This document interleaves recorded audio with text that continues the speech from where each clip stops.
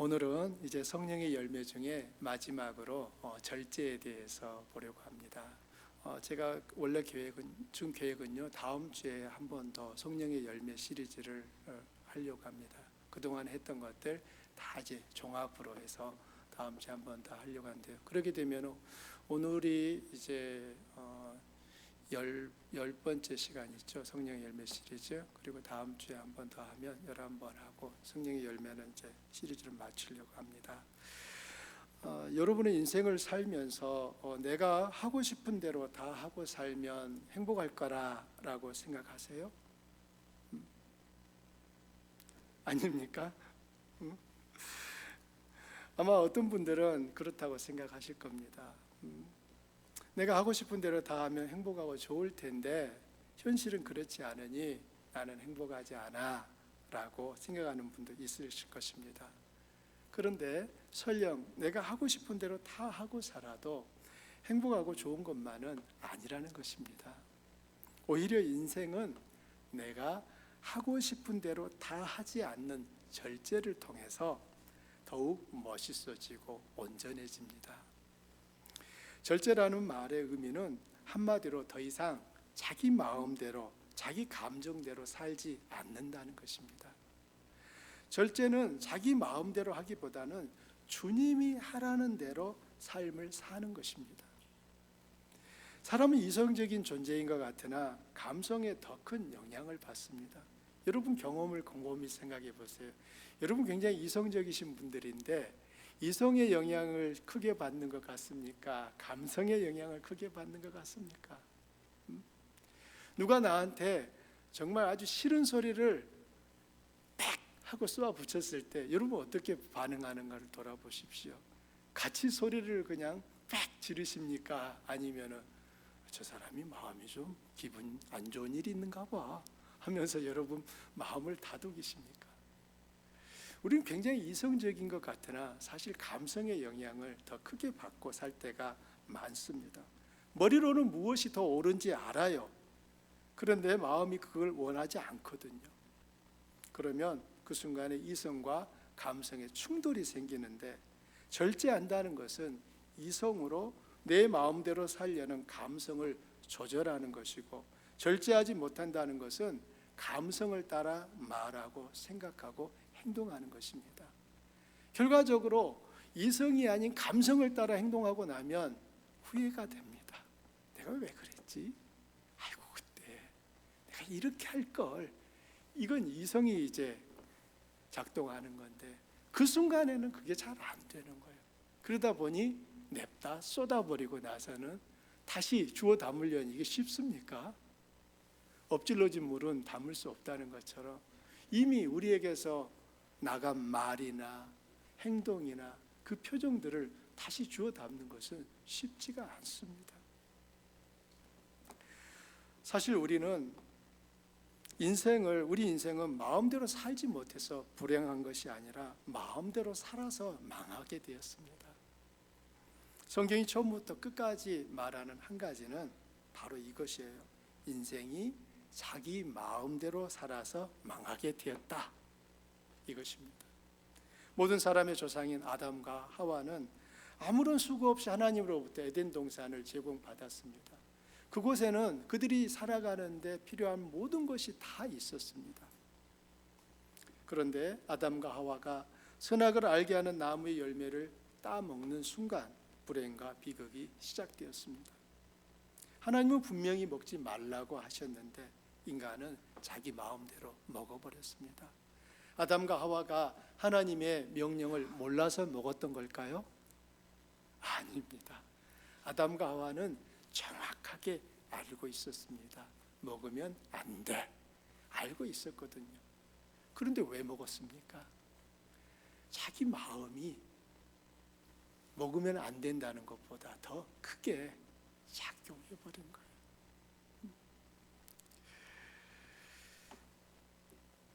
어떤 분은 하나님이 째째하게 나무 열매 하나 먹은 거 그거 가지고 이렇게 사람의 인생을 힘들게 하느냐고 하나님 너무 째째하신 거 아니냐고 따지시는 분도 계신데요.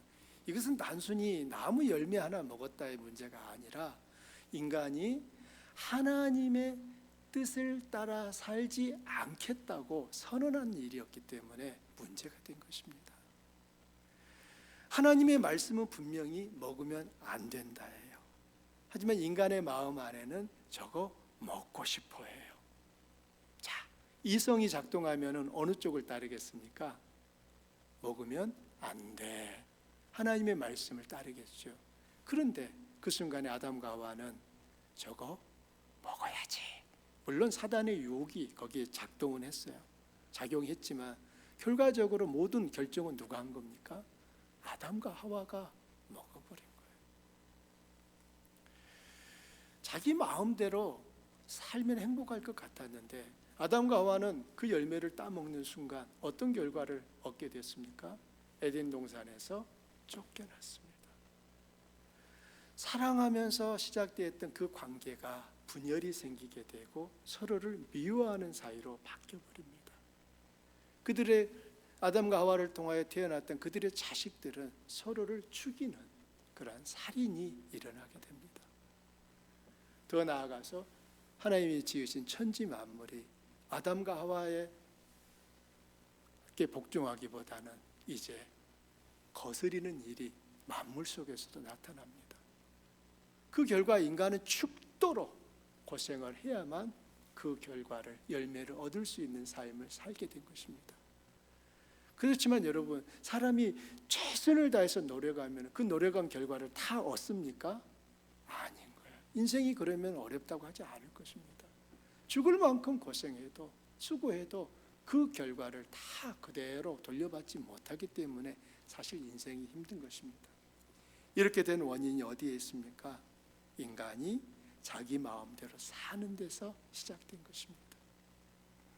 물론 마음대로 못하면 답답하고 불편할 수 있습니다.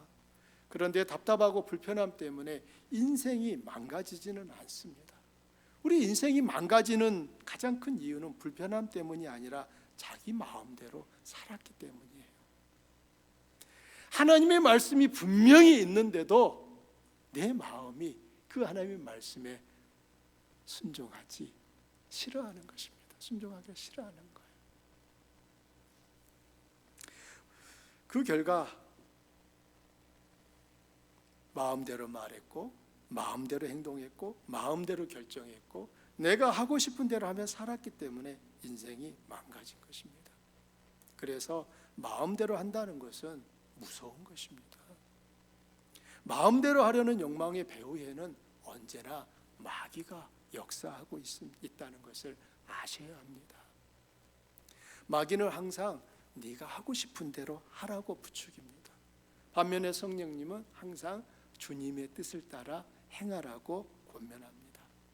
우리는 이 사이에 서 있습니다. 어떻게 해야 할까요? 주님의 뜻을 따라 행해야 되는 걸 알아요. 그런데 네 마음대로 해. 이 말에 더 따를 때가 많다는 사실입니다. 그렇지만 그 결과에 대한 책임은 반드시 져야 됩니다. 마귀의 부추김을 따라가게 되면 반드시 멸망에 이르게 되고요. 성령님의 인도하심을 따라가면 생명을 얻게 됩니다. 우리는 마음대로 살면 안 되는 사람들입니다. 왜인 줄 아십니까? 우리는 주님과 함께 죽었기 때문이에요. 로마서 6장 8절이 하는 말씀을 우리 함께 읽어보실까요? 만일 우리가 그리스도와 함께 죽었으면 또한 그와 함께 살 줄을 믿노니. 자, 여기 지금 두 가지 사실을 얘기하고 있습니다. 우리가 그리스도와 함께 죽었다는 거고요. 두 번째는 그리스도와 함께 살았다는 것입니다. 우리는 죽었다는 사실은 잊어버리고 항상 살았다는 쪽에만 관심을 기울이다 보니까 내 마음대로 하는 것이 더 자주 나타나는 거예요. 여러분, 죽은 사람의 특징이 무엇입니까?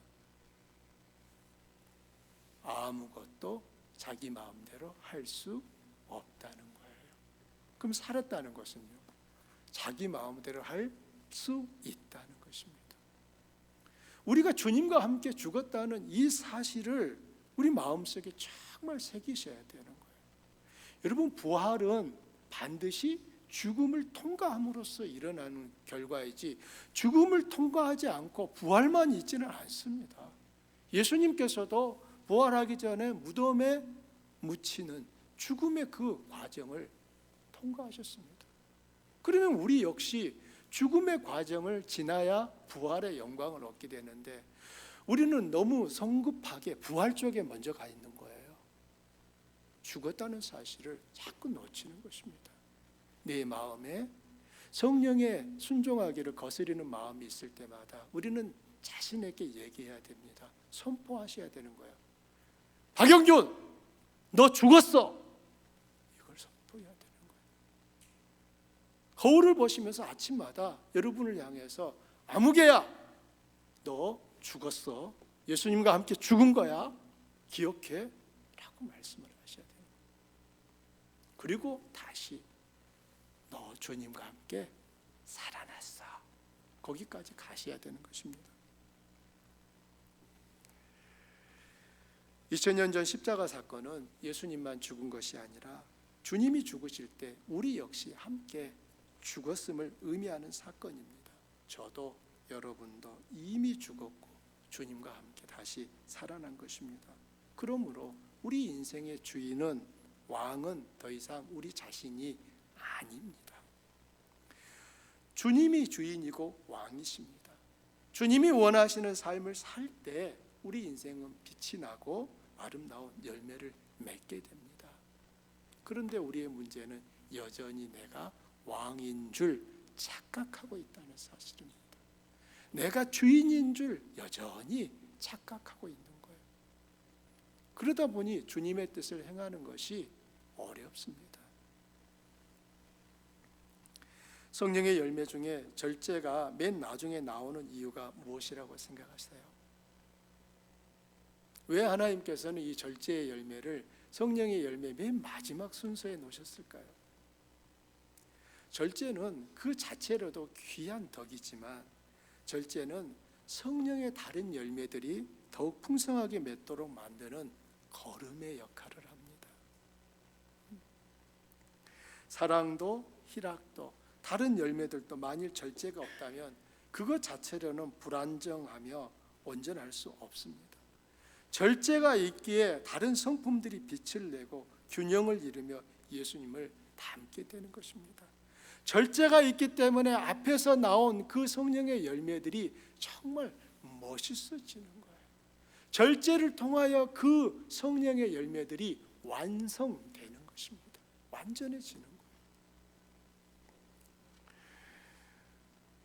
절제는 단지 어떤 사람이 가지고 있는 힘과 의지의 문제가 아니라 그 사람의 삶 속에서 그가 하나님을 얼마나 자각하고 있는지를 보여줍니다. 절제는 하나님을 의식하기 때문에 나타나는 결과인 거예요. 만일 우리 마음에 하나님에 대한 의식이 없다면 어떤 삶을 살게 될까요? 방탕과 음란과 정욕과 불의와 욕망의 노예로 살게 되지 않을까요? 우리는 절제하지 않는 삶을 살면 어떤 결과를 맞이하게 되는지 그 예들을 성경에서 쉽게 찾을 수 있는데 그 가운데 다윗의 이야기를 생각해 보십시오. 다윗은 밧세바가 목욕하는 것을 보았습니다. 그 일은 우연히 일어난 일이었습니다. 지나가다가 밧세바가 목욕하는 것을 본 그것 자체가 죄는 아닙니다. 문제는 그 다음이죠. 여러분 그 장면으로 돌아가 보십시오. 여러분이 밧세바가 목욕하는 것을 봤습니다. 여러분 어떻게 하실까요? 계속 그 자리에 서 있다. 아니면 눈을 감는다. 아니면 친구를 불러올까요? 본 것 자체가 죄는 아니지만 그 다음에 문제가 되는데 어떤 문제가 일어나는지 보십시오. 다윗은 그 순간 발걸음을 돌려 그 자리를 떠났어야 합니다. 그런데 그는 그렇게 하지 않았습니다. 절제를 잃어버린 결과로 그는 밧세바를 불러오고 간음을 저질렀습니다. 뿐만 아니라 속임수를 써서 자기의 죄를 덮으려고 했는데 그마저도 계획대로 되지 않자 계획적인 살인이라는 점점 더 깊은 공경으로 빠지고 말았습니다. 그리고 비록 회개하고 하나님의 용서를 경험했지만 절제를 상실했기에 자신의 가족들에 대한 도덕적인 통제를 상실하고 말았습니다. 분명히 그는 아버지였어요. 하지만 자식과 가족들에게 권위를 잃고 말았습니다. 특히 그의 두 아들 암몬과 압살롬 사이에 일어난 강간과 살인사건은 아버지 다윗이 저지른 성적인 죄를 더욱 크게 확대합니다. 결국 이 두 아들 모두 자신을 파괴하고 말았지요. 절제를 상실한 결과는 그가 잠깐 즐겼던 쾌락과 비교할 수 없을 만큼 크고 치명적이었습니다. 다윗은 밧세바에 목욕하는 장면을 보는 그 순간 그가 절제하지 못함으로 인하여 어떤 결과를 가져올지 알았을까요? 그 순간에는 몰랐겠죠. 몰랐다고 해서 덮어지는 게 아니에요. 믿음의 사람 다윗이었지만 그가 절제하지 못했을 때 그의 가족은 풍비박산 나버립니다. 인간은 하나님이 주신 남녀 간의 육체적 관계라고 하는 선물을 받았습니다. 하나님이 베푸신 성은 결혼이라는 울타리 안에서 이루어지면 아름답고 귀한 열매를 맺지만 절제하지 못하여 울타리를 넘어서는 순간 어느 시대에나 가장 위험하고 강력한 원수로 남았습니다. 오늘날에도 우리는 실제로 행하든지 아니면 포르노그래피나 다른 방식을 통해서든 성의 엄청난 유혹과 도전을 받고 있습니다. 결혼을 벗어난 남자와 여자 사이의 육체적 관계뿐만 아니라 지금은 동성 간의 육체적 관계도 큰 유혹과 도전이 되고 있습니다. 특히 성적 유혹은 남자와 여자 모두에게 있지만 남자에게 더 강력한 유혹이 된다는 점에는 의심할 나위가 없습니다. 그러나 유혹과 도전이 아무리 크더라도 그 사람의 중심에 하나님에 대한 의식이 선명하게 남아있으면 죄악을 짓는 것으로 빠지지 않습니다. 죄와 하나님에 대한 의식은 반비례합니다. 하나님에 대한 의식이 선명하면 죄에 대한 그 유혹을 떨쳐낼 수 있습니다. 그러나 하나님에 대한 의식이 약해지고 작아지게 되면 죄에 대하여서 슬그머니 손을 잡아버립니다. 그리고 은밀하게 그 일을 더 즐기게 되죠. 우리는 청년 요셉을 기억합니다. 끈질긴 여주인의 유혹을 받았습니다. 여러분 생각해 보십시오. 이 요셉의 여주인 보디발의 아내는 아름다웠을까요? 아름답지 않았을까요? 예뻤을까요? 안 예뻤을까요? 기본적으로 생각할 때 여러분 보디발은 왕의 경호대장입니다. 그렇다면 이 보디발의 아내 역시 예뻤겠죠. 그 예쁜 여인이 또 여주인입니다. 노예인 청년 요셉에게 동침하자고 유혹합니다. 요셉의 옷을 잡아당기며 벗기려고 합니다. 자, 요셉은 그때 어떻게 했어야 할까요?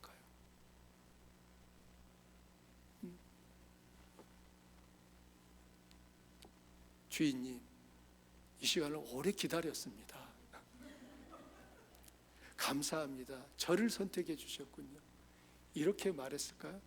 아마 이렇게 했다라면 요셉은 성경에 다윗처럼 기록이 됐을 것입니다. 그러나 요셉은 그 순간 그 자리를 박차고 나갔습니다. 우리 성경에는 요셉이 벌거벗고 갔다는 그런 표현은 없어요. 그러나 전체적인 문화를 이해하고 그 장면을 생각해 보면 요셉은 그 여주인에게 옷을 빼앗긴 그 순간 나체로 벌거벗은 채로 뛰어갔습니다. 그러면서 이 여주인이 소리 지르죠. 저놈이 나를 겁탈하려고 했다. 그 한마디에 요셉은 바로 성폭행을 저지르려다 실패한 현행범이 되어버린 것입니다. 사실 우리는 알죠. 요셉이 그러지 않았다는 것을. 그렇지만 요셉은 결과적으로 감옥에 갇혀서 억울한 옥살이를 합니다. 그것도 한두 달이 아니에요. 10년이 넘는 그 세월을 옥에 갇혀 지냈습니다. 요셉은 하나님께 원망스러운 마음이 들지 않았었을까요? 우리가 기대하는 것은 어떤 거죠? 의를 지키고 옳음을 지키면은 하나님이 짠 높여주셨더라, 이런 것을 우리는 기대하지 않습니까? 영화를 보더라도 주인공은 안 죽어야 되잖아요. 어느 때부터인지 영화도 바뀌었어요. 요즘은 주인공도 죽어요. 그리고 악당이 오히려 더 오래 살고 악당이 더 성공해요. 그러다 보니까 시대의 관념 자체도 바뀌기 시작했어요. 나쁜 짓 해도 괜찮네, 이렇게 가버렸는데요. 그렇지 않습니다. 우리 마음 안에 가지고 있는 도덕적인 정서 안에서는 옳음을 따라 행했다면 그 결과는 반드시 좋을 거다인 거예요. 그렇지만 요셉의 삶을 보십시오. 그는 옳음을 행했는데 결과적으로 어떻게 됐죠? 억울한 옥살이를 하게 된 거예요. 보디발이 왜 노예인 요셉을 그 순간에 바로 그 자리에서 죽이지 않았을까요? 보디발은 알았죠. 자기 부인이 지금 거짓말한다는 거 알았어요. 그러나 지금 요셉은 노예고 자기 아내는, 그래도 이 여인은 흠이 있지만 자기 아내인 거예요. 그러니 그 아내를 지키기 위하여 요셉을 감옥에 보냈지만 차마 죽이지는 않았던 것이죠. 사랑하는 성도입니다, 우리는 요셉의 삶이 감옥에 간 것으로 끝나지 않는 것을 알고 있습니다. 나중에 그는 그 감옥에서 나와 총리가 되는데요. 여기서 우리들이 놓치지 말아야 될 중요한 부분은 도대체 요셉은 어떻게 그 순간 그 여주인의 그 강한 유혹을 뿌리칠 수 있었을까 하는 것입니다. 요셉의 마음 안에 있는 하나님에 대한 의식이었습니다. 요셉은 철저하게 그 순간 이렇게 말합니다. 내가 어찌하여 하나님 앞에 죄를 지으리이까? 여러분, 그 자리에 지금 하나님이 옆에 계십니까? 아니잖아요. 그 자리에는 요셉과 여주인 단 둘밖에 없었어요. 그러나 요셉은 그 자리에 하나님이 계시다라고 고백하고 있습니다. 내가 어찌 하나님 앞에 죄를 짓겠습니까? 그래서 그 자리를 떨치고 나왔어요. 하나님에 대한 의식이 요셉으로 하여금 죄를 짓고자 하는 그 욕망에 제동을 걸어준 것이었습니다. 절제하지 못한 다윗과 절제한 요셉의 삶은 아주 다른 결과를 맞이했습니다. 우리 역시 매 순간 죄의 유혹과 도전 앞에 서 있습니다. 그 순간 무엇이 우리를 지킬 수 있을까요? 자신의 강한 의지력일까요? 아닙니다. 하나님을 두려워하는 마음, 하나님을 사랑하는 경외심이 절제의 열매를 맺게 합니다. 만일 사탄이 교회나 가정을 파괴하려고 한다면 1차적으로 누구를 공격의 대상으로 삼을까요? 나는 건데 교회의 지도자들이나 가정의 가장일 것입니다. 왜냐하면 지도자들이나 가장을 무너뜨리게 되면 그 파괴력은 다른 어떤 사람이 범죄한 것보다 더 크기 때문입니다. 마귀는 그 사실을 너무나 잘 알고 있습니다. 지도자들의 탈선은 세상 사람들에게도 큰 부정적인 영향을 미치고요, 그들이 절제하지 못하여 저지른 그 범죄로 인해 예수님의 이름은 부끄러움을 당하게 되고 교회는 욕을 먹고 수치를 당하며 사람들은 교회를 떠나고 불신하게 만드는 결과를 가져옵니다. 우리에게 절제가 요구되는 범주는 성적인 유혹만이 아닙니다. 화를 통제하지 못하고 있는 대로 분을 내는 것이나 식욕을 절제하지 못하여 술을 취함과 폭식으로 삶을 망치는 것도 성경이 정죄하는 죄에 속합니다. 질투와 시기는요, 이기심과 게으름은요, 모두 다 통제되지 않는 것은 아름다운 인생을 사는데 방해가 되고 있습니다. 그리고 무엇보다 가장 절제하기 힘든 것은 아마도 여러분의 혀일 것입니다. 혀로 인해 분쟁과 분열이 일어나고 혀로 인해 관계의 파괴와 단절이 일어납니다. 야고보 사도가 혀는 모든 것을 태워버리는 불이며 우리 몸 가운데 악의 세계라고 말하는 것은 그냥 괜히 하는 말이 아닙니다. 혀는 몸을 더럽히고 우리 인생이 살아온 전 여정에 불을 지르며 죽이는 독이 가득합니다. 반면에 혀를 잘 통제하면 사람을 위로하고 세우고 살릴 뿐만 아니라 그 사람 자신을 고귀하게 만들 수 있습니다.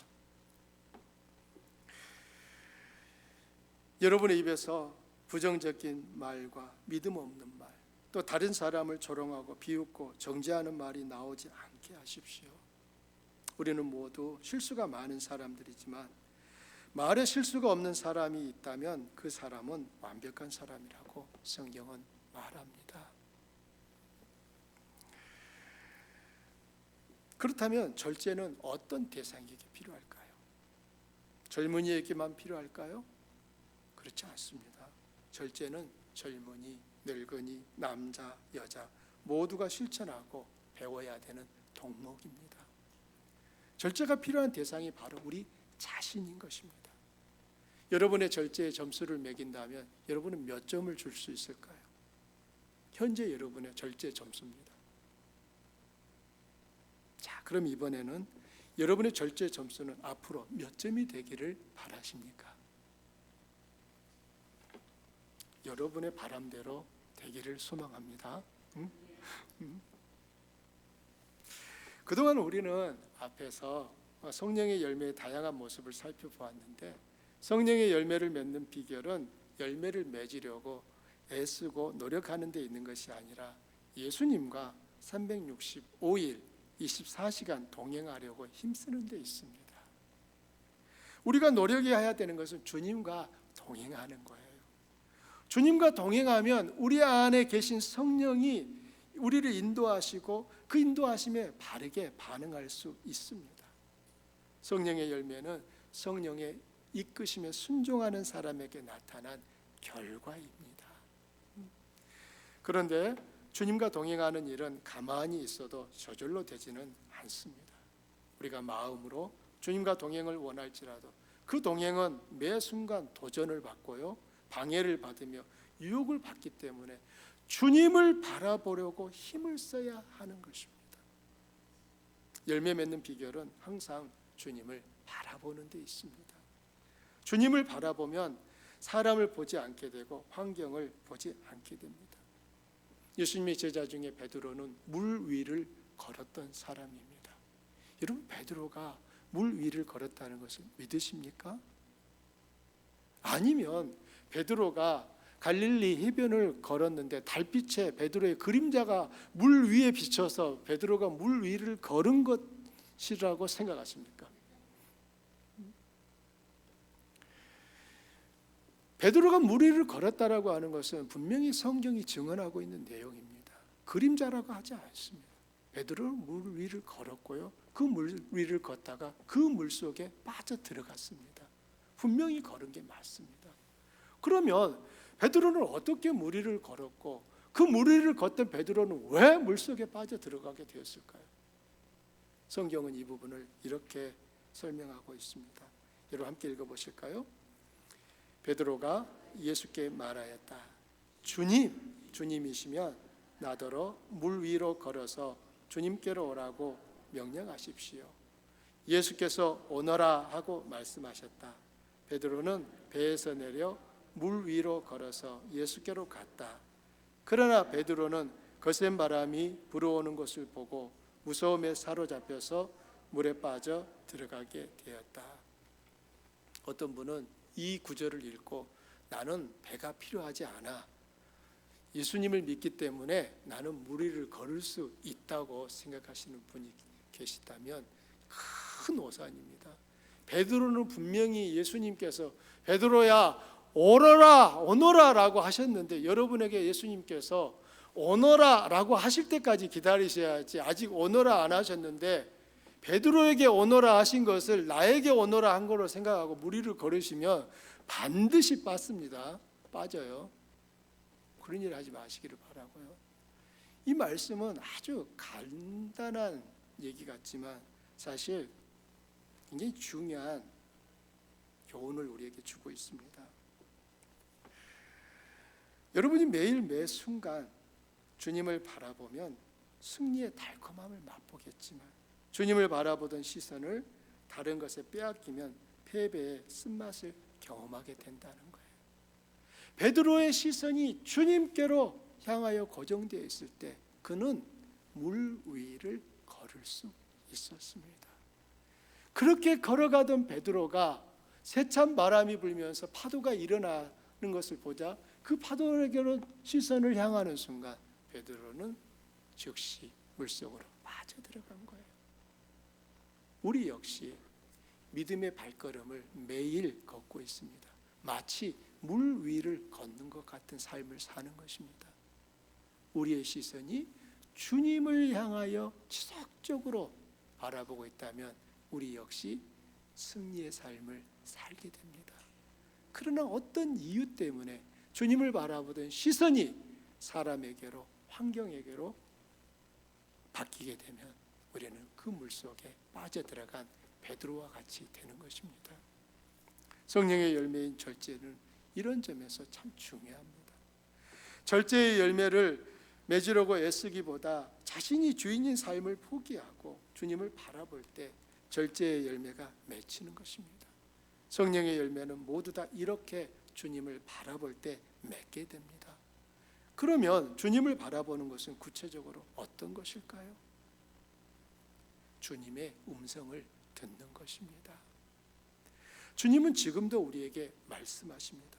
어떤 분들은 주님의 음성을 들으며 사는 것에 대해서 막연하게 생각하는데 우리 마음에 예배드리려는 마음, 기도하려는 마음, 성경을 읽고 싶은 마음, 용서하고 사랑하며 복음을 전하고 싶은 그런 생각들이 드는 것은 모두 다 주님의 음성입니다. 여러분 생각해 보세요. 우리 중에 스스로 선하다고 생각하실 수 있지만 우리 선하지 않거든요. 우리 안에 선한 것이 없어요. 그런데도 우리 안에 선한 어떤 것이 나타난다면 그것은 나로부터 시작된 게 아니라 주님께서 나에게 넣어주신 마음이고 주님께서 나에게 하시는 음성인 것입니다. 그러면 우리는 내 안에 계신 그 성령의 주님의 음성에 순종함으로 주님을 바라보는 삶을 살게 되는 것입니다. 그러나 이게 쉽지 않습니다. 왜냐하면 우리 마음에는 주님의 음성도 들리지만 마귀의 음성도 들리거든요. 주님이 우리에게 항상 말씀하시는 것처럼 마귀 역시 우리에게 계속 말하고 있거든요. 이 둘을 어떻게 분별할 수 있을까요? 그것이 주님의 음성이라면 음성인지 아닌지 아는 가장 간단하면서도 정확한 판별법은 그 일이 이루어졌을 때 예수님이 영광을 받으시는지 아닌지를 확인해 보시면 알아요. 내 마음에 주신 그 음성에 순종했을 때 그 결과로 인하여 하나님이 높임을 받으신다면 그건 주님의 음성이 분명히 맞습니다. 그러나 그 일이 이루어짐으로 인하여 오히려 하나님께 영광이 가려지게 된다면 그것은 마귀가 주는 음성인 것입니다. 로마서 8장 5절과 6절은 우리에게 이렇게 말하고 있습니다. 함께 읽어보실까요? 육신을 따르는 자는 육신의 일을, 영을 따르는 자는 영의 일을 생각하나니 육신의 생각은 사망이요 영의 생각은 생명과 평안이니라. 사람의 마음속에는 자신의 생각, 마귀의 생각, 주님이 주시는 생각이 뒤섞여 있습니다. 그래서 주님의 음성이 잘 안 들리는 거예요. 주님이 주시는 생각으로만 가득 차 있으면 단번에 알아보지요. 그런데 우리의 생각이 있고 마귀가 주는 생각이 있고 하나님이 주시는 생각이 있어요. 그러나 우리가 주님의 음성을 분별하고 그 음성을 듣지 않으면 반드시 죽음에 이르게 된다고 말합니다. 그러므로 우리는 아무 생각이나 하면 안 되는 사람인 거예요. 내 마음에 드는 떠오르는 생각이라고 해서 아무렇게나 그 생각을 하시면 안 되는 거예요. 내 마음에 생각이 떠오를 때 이게 주님으로부터 온 것이 아니라면 어떻게 해야 됩니까? 몰아내셔야죠. 나사렛 예수의 이름으로 떠나가라 하셔야죠. 그 생각을 떨쳐버리셔야죠. 그런데 그게 인삼 뿌리도 아닌데 왜 그렇게 오래 곱씹으시는지 모르겠어요. 씹고 또 씹고 또 씹으셔가지고 버리셔야 될 일을 버리지도 않고 붙잡고 버리러 가다가 다시 돌아와서 그것도 씹고 계시고. 교회에서 여러분 가장 욕을 많이 먹는 사람이 누군지 아십니까? 목사입니다. 그래서 저는 개인적으로 이렇게 생각해요. 목사는 오래 살겠다. 욕을 많이 먹으니까. 이런 생각도 해보는데요. 지금 우리 교회 안 나오시지만 어느 분 계시거든요. 저는 그분에게 그런 의미로 한 게 아닌데 그분은 제 말에 상처받았다고 만나는 분마다 박 목사 때문에 자기가 상처받았다고 막 얘기를 하고 다니셔요. 언제쯤 그게 이제 다 사라질까 기다리고 있는데요. 쉽게 안 사라질 것 같아요. 혹시나 남자인가 생각하시는데 여자입니다. 여자분이에요. 제가 이 말씀을 드리는 것은 우리들 안에 아무 생각이나 붙잡지 마시라는 거예요. 그 생각이 마귀로부터 온 것이라면 떨치시라니까요. 왜 하나님이 주시는 생각도 아닌데 그걸 그렇게 귀한 보배처럼 붙잡고 그 가슴에 보둥켜 안고 계십니까? 버리세요. 버리시라고요. 옆에 분에게 좀 말씀해 주세요. 버리세요. 그 돈도 안 되는 거 왜 그래 붙잡고 계십니까? 좀 버리세요. 버리시라고요. 그러나 주님이 주시는 거라면 붙잡으셔야죠. 그리고 주님이 주시는 거라면 그것을 해보셔야죠. 이럴 때 우리는 나도 모르는 사이에 성령의 열매가 맺게 되는 것입니다. 성령의 열매도 또 하나의 열매이기 때문에 열매가 맺히려면 시간이 필요합니다. 어떤 분은 나에게는 성령의 열매가 없어요 라고 말하는데 그렇지 않습니다. 여러분 사과 열매를 여러분 기억하실 때 사과 열매 하면은 나중에 수확 거두은 요만한 이 사과, 이 큰 주먹만한 사과를 생각하는데요. 그 사과도 맨 처음에는 어떠했을까요? 아주 작고 눈에 보일락 말락했다고요. 그것이 이제 손톱만해지고 점점 자라나서 나중에는 탐스러운 사과가 되죠. 포도는 어떻습니까? 처음부터 그렇게 큰 포도가 열립니까? 아니잖아요.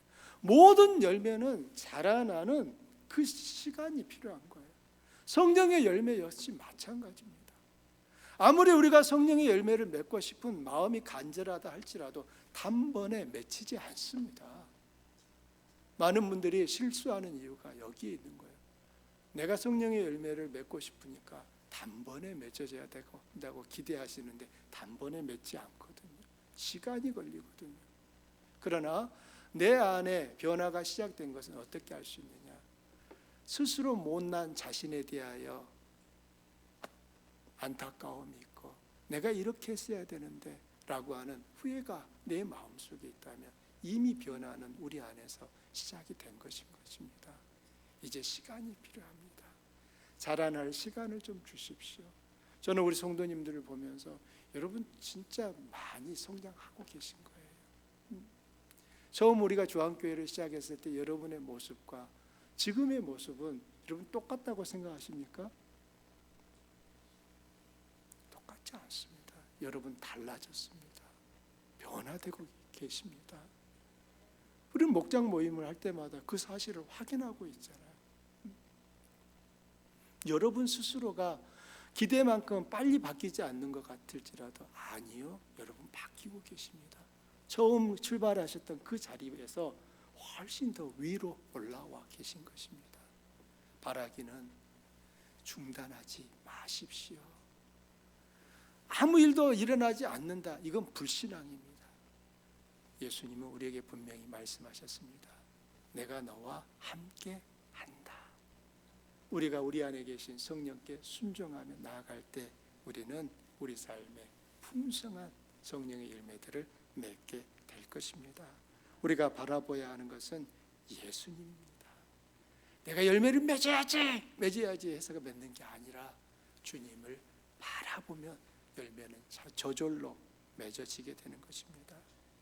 그러므로 주님을 바라보면 주님이 반드시 역사하신다는 이 사실을 믿으십시오. 이번 한 주간도 주님을 바라보는데 더욱 마음을 쏟으시기를 축복합니다. 우리 함께 기도할까요?